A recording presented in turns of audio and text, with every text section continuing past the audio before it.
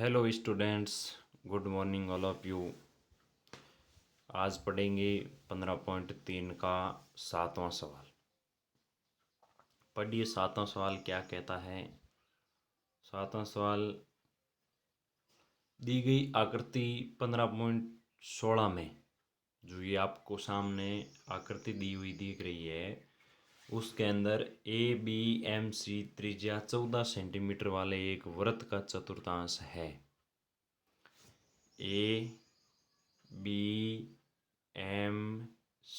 यानी जो छायांकित भाग है उससे अलावा जो पूरा भाग है वो 14 सेंटीमीटर त्रिज्या का एक वृत्त का चतुर्थांश है।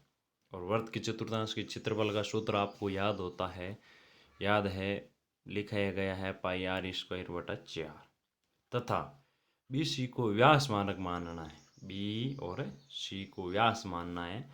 एक अर्धवृत्त बना दो, यानी BC से नीचे नीचे पूरा भाग है BNC, ये अर्धवृत्त हो जाएगा।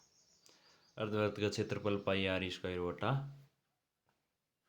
2 होता है। अब छायांकित भाग का क्षेत्रफल ज्ञात करो। जो ये छायांकित भाग है उसका क्षेत्रफल ज्ञात करना है। तो पहले तो आकृति समझना है। आकृति ABC त्रिभुज है। ABC क्या है? त्रिभुज है। ये पूरी ABC त्रिभुज है। आकृति ABMC चतुर्थांश है। ABMC क्या है? चतुर्थांश जो आपको दिया गया है।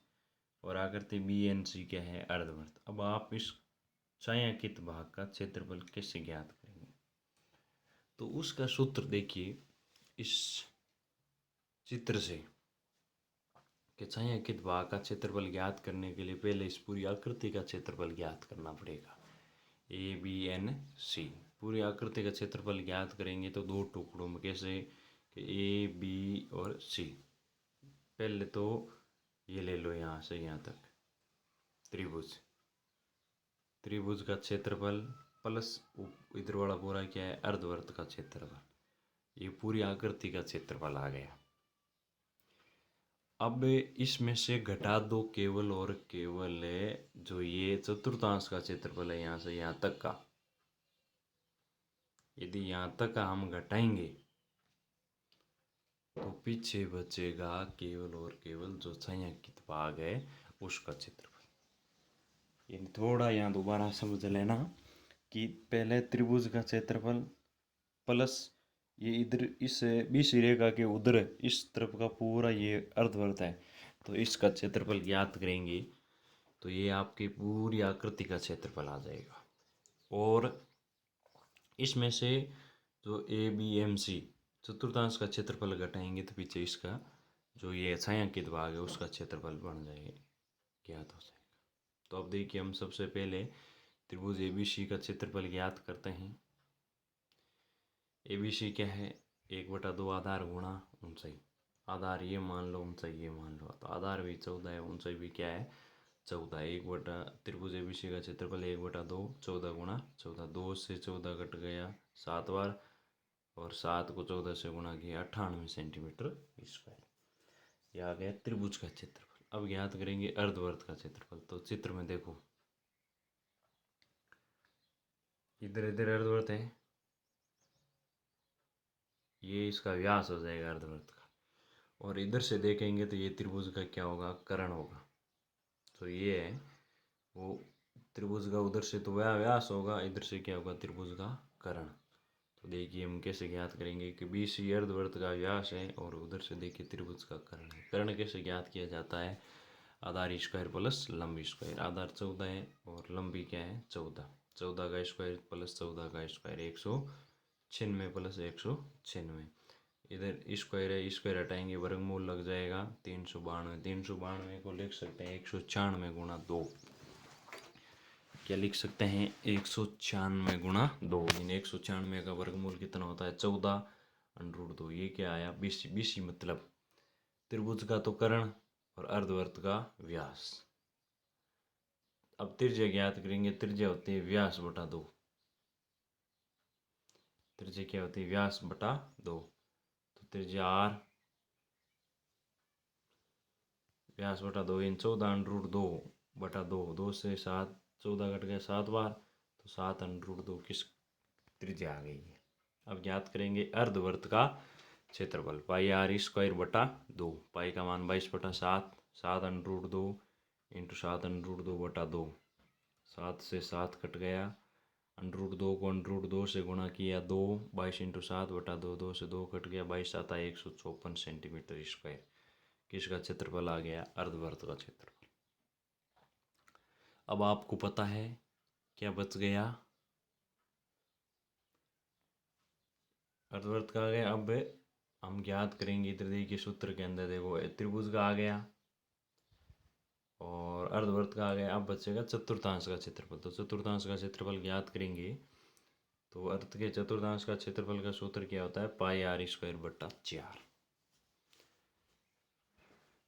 पाई आर स्क्वायर बटा 4। आर का मान 14 सेंटीमीटर।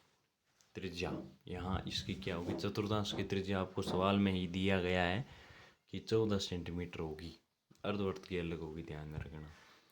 तो पाई आर स्क्वायर बटा 4, 22/7 इंटू 14 इंटू 14। 7 से 14 कट गया 2 बार, 22 इंटू 2 इंटू 14 बटा 4। इनको 22 दूनी 44, 44 को 14 से गुणा किया 616 में 4 का भाग लगाया 154। कितना आया? 154। अब ध्यान दें, इसका मान आ गया आपके पास 100। सबका मान आ गया। अब ज्ञात करना छायांकित भाग का क्षेत्रफल। तो छायांकित भाग का क्षेत्रफल ज्ञात करने के लिए अपन ने सूत्र लिखा था, त्रिभुज का क्षेत्रफल 98 प्लस अर्धवृत्त का क्षेत्रफल 154 माइनस चतुर्थांश का क्षेत्रफल कितना? 154। 154 से 154 कितना आया? 98 सेंटीमीटर स्क्वायर। तो जो छायांकित भाग है उसका क्षेत्रफल आ गया 98 सेंटीमीटर स्क्वायर। बिल्कुल, मैं आशा करता हूँ आपको समझ में आ गया होगा। नहीं आया तो थोड़ा दोबारा बेस। इसमें केवल आकृति से समझना है कि त्रिभुज का क्षेत्रफल प्लस अर्धवृत्त का क्षेत्रफल माइनस चतुर्थांश का क्षेत्रफल, ये इतना याद रखना है।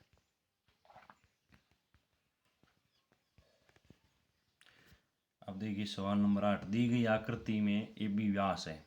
जो आपको सामने आकृति दिख रही है इसमें ये ए बी दिया गया 7 व्यास है। ये ए सी ये 6 सेंटीमीटर है और बी सी ये 8 सेंटीमीटर है। तो छायांकित भाग का क्षेत्रफल, जो छायांकित भाग है उसका क्षेत्रफल ज्ञात करेंगे। तो छायांकित भाग का क्षेत्रफल सूत्र क्या होगा? पहले वृत्त का क्षेत्र, किसी भी छायांकित भाग का क्षेत्रफल ज्ञात करना होता तो सबसे पहले उस पूरी आकृति का क्षेत्रफल ज्ञात करो। उस पूरी आकृति में से जो भाग छायांकित नहीं है वो घटा दो। तो यहाँ छायांकित भाग का क्षेत्रफल ज्ञात करने के बाद में तो ये छायांकित क्या नहीं है? यहाँ त्रिभुज नहीं है, तो त्रिभुज का क्षेत्रफल घटा देंगे। वृत्त का क्षेत्रफल माइनस त्रिभुज का क्षेत्रफल। अब ध्यान देना, ये व्यास है किसका? वृत्त का। और त्रिभुज का क्या है? कर्ण है। तो व्यास बराबर त्रिभुज का कर्ण। कर्ण स्क्वायर बराबर आधार स्क्वायर प्लस लंब स्क्वायर। ए बी स्क्वायर इसको मान लिया, आधार 6, कर्ण आधार 6, लंब 8।